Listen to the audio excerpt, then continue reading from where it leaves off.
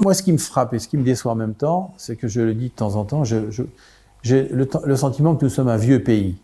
Nous sommes un vieux pays qui vieillit mal, avec des discours complètement éculés.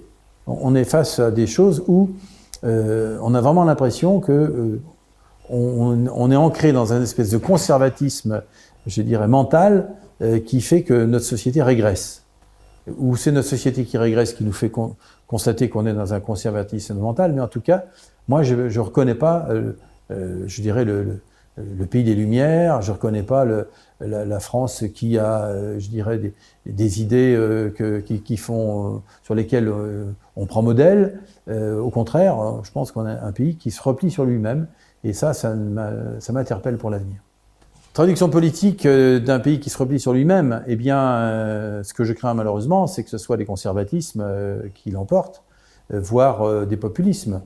Ça veut dire que le progressisme n'est plus, je dirais, dans l'ADN de la société française. La gauche n'a pas, aujourd'hui, ne prend pas dans la société française, nous le voyons bien.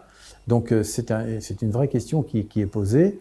On pourrait avoir des fois des mouvements politiques un peu plus audacieux. On a perdu l'audace, on a perdu le sens de l'audace, le sens de la créativité, le sens tout simplement de l'avenir. Donc ça m'interpelle aussi par rapport à ce que la société doit connaître comme bouleversement.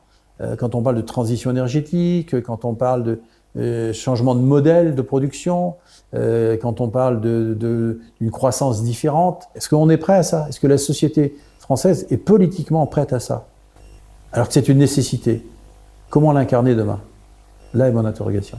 Il faudra bien que nous mettions en débat des sujets comme cela. Il va bien falloir être audacieux pour poser la question de l'avenir de la planète, de l'avenir du climat, de l'avenir de notre façon de se nourrir, de l'avenir de notre façon d'avoir un lien à la nature, etc. Donc des vrais sujets qui interpellent notre jeunesse, qui nous le dit ouvertement, hein, dans des mouvements des fois qui sont, comme tout mouvement de jeunes, qui sont un peu forts, mais quelque part qui percutent, mais en tout cas qui posent des vraies questions. Donc il ne va pas falloir passer à côté des réponses qu'on sera en capacité de devoir leur apporter, parce que c'est de leur avenir dont on parle.